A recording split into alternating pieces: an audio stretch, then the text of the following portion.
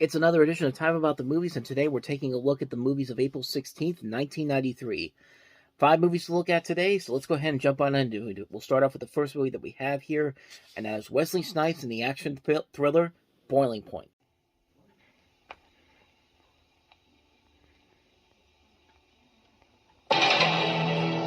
They're killing cops. They're hitting the mob. They're not afraid of anyone. But they should be. Federal officer. This time we lost one of ours. He was my friend.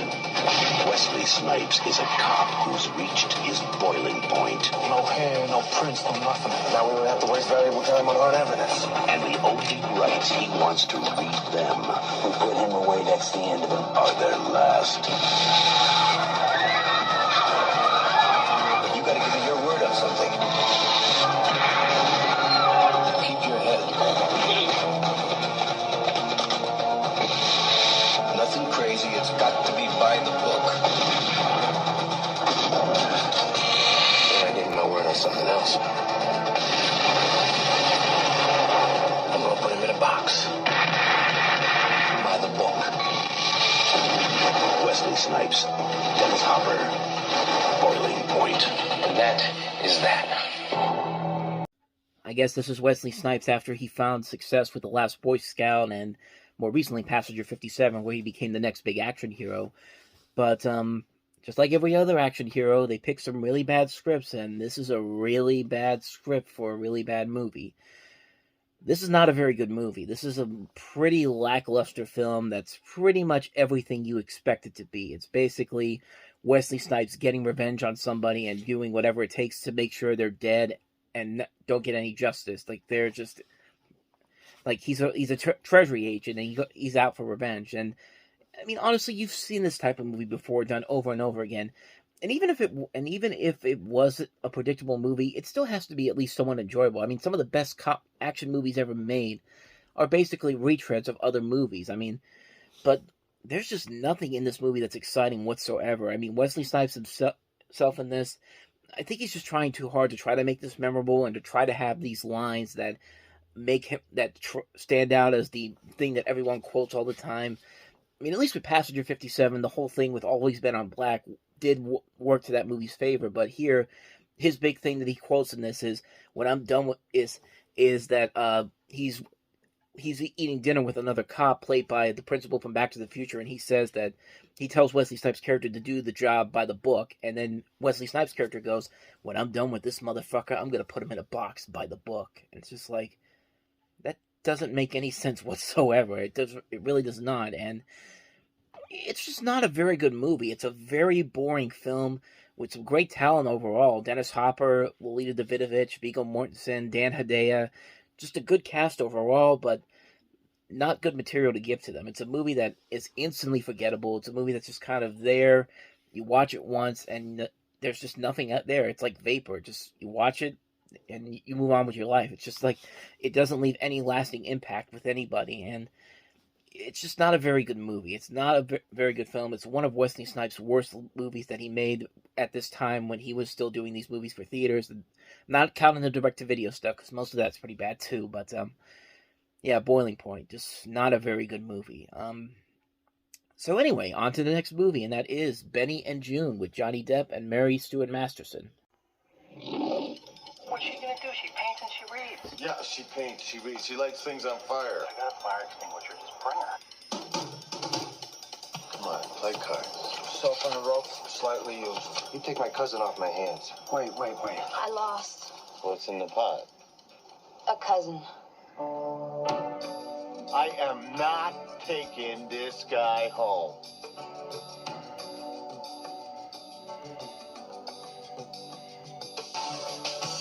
Did you see those raisins on TV? The ones that sing and dance and stuff. They scare me. Yeah, me too. Knock it off. I'm her brother, and I'm her only family.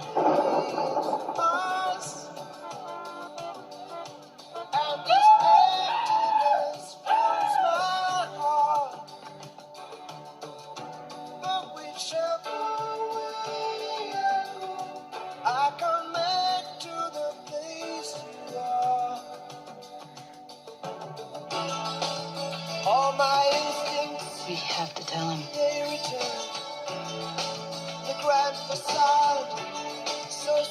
From the director of National Lampoon's Christmas Vacation, Jeremiah Chechik. This also stars Aidan Quinn, a young Julianne Moore, and a young Oliver Platt. And you basically have two very eccentric individuals.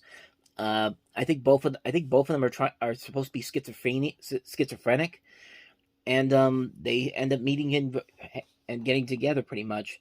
It's a different kind of romantic comedy that you would expect, and surprisingly, it's actually kind of enjoyable. I was not expecting this to be as good because I've heard some mixed things about it. Some people really like it. Some people like that it's different. Other people thought it got kind of annoying real quick, but I don't know. I thought it did a pretty good job. I like seeing Johnny Depp do something kind of outside of his normal shtick because he's doing a lot of physical comedy bits in this movie, basically basing it off of people like Buster Keaton, Charlie Chaplin, Harold Lloyd doing it in this movie. And also this movie was notable for making the song I Would Walk 500 Miles by the Proclaimers to be a big hit, which was a big hit that year. And it's not a bad movie, honestly. It's a movie that actually is kind of enjoyable just because of the chemistry by Depp and Masterson, the fact that it is such a weird mix, a weird tone for a comedy like this, to have these two very different people with these mental issues and the way they work off each other. And it's a very nicely done film. Has a lot of good moments, some pretty good funny moments overall. I really enjoyed it. I was pleasantly surprised by it. I think if you go into this with the right mindset, you can definitely enjoy it as well.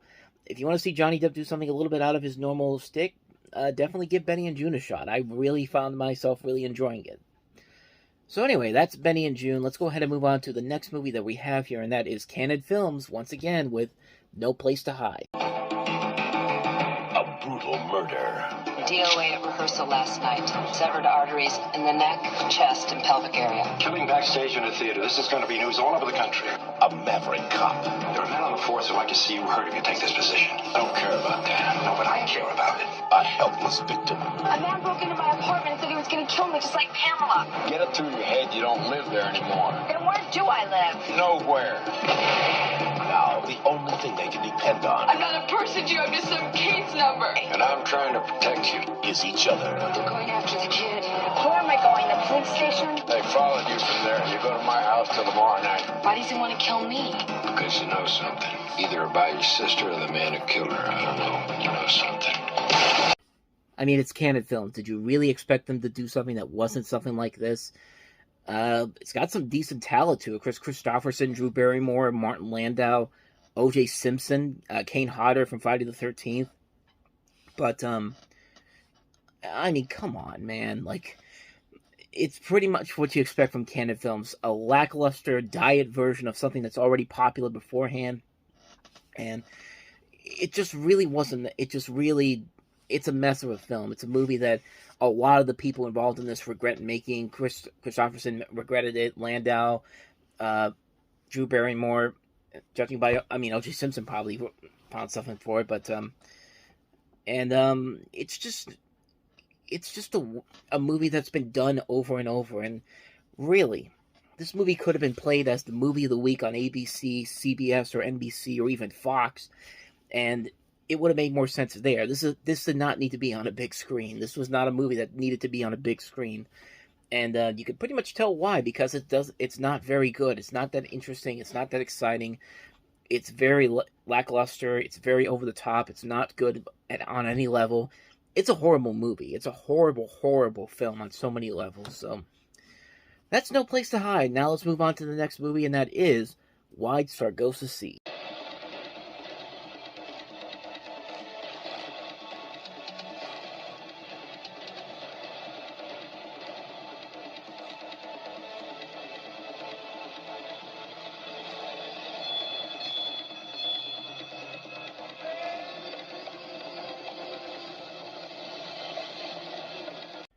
So if you don't know what this movie is, this is an adaptation of the novel the same name by John Reese, which is basically following the account of the West Indian Creole heiress hero called Antoinette Causeway, played by Karina Lombard, who marries the Englishman Mr. Rochester, played by Nathaniel Parker.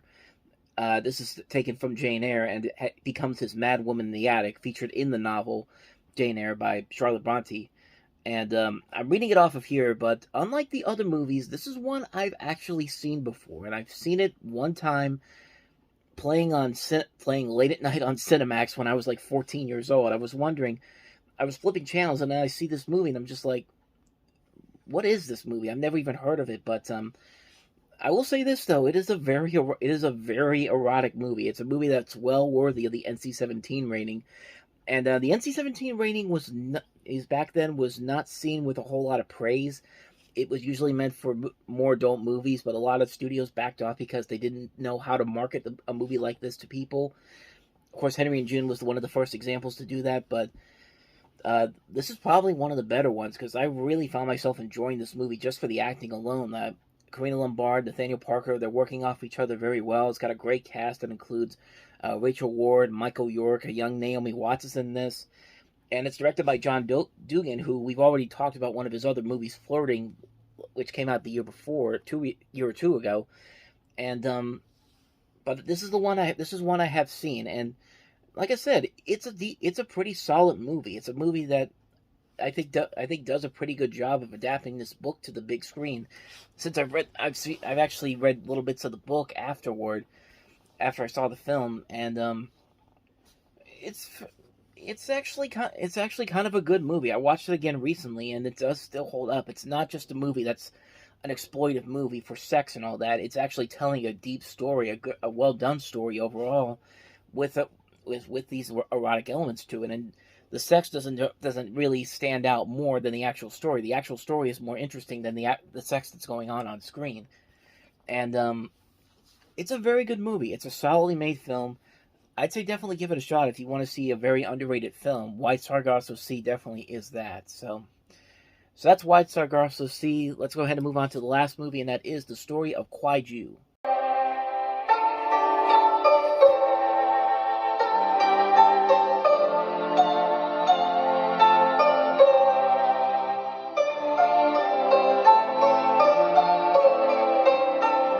From the world-renowned director of the Academy Award nominees, Zhu and Raise the Red Lantern.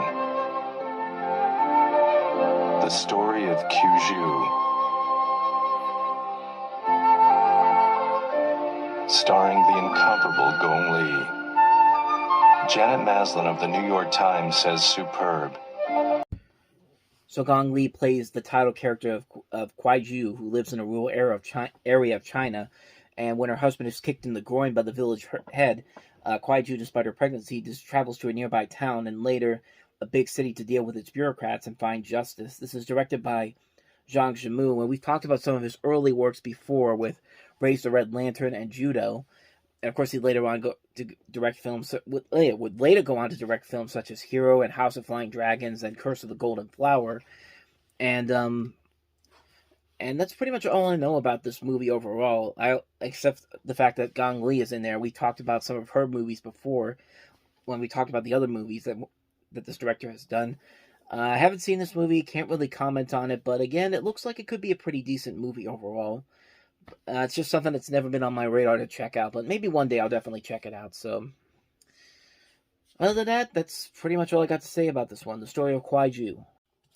So on that note, we wrap up another edition of Time About the Movies. Next time we meet, we'll look at the 4 new movies, including Who's the Man, starring Dr. Dre and Ed Lover, the host of Yo MTV Raps. We also have Indian Summer, The Dark Half, and also Map of the Human Heart. So 4 movies to look at next time around, and we'll do that on the next episode. But until then, thank you very much for watching, and if you want to see more videos like this, please hit the playlist on the next page, check out the previous episode, and I'll see you guys tomorrow for another episode. So thank you for watching, I'll see you next time, and until then, as always, take care.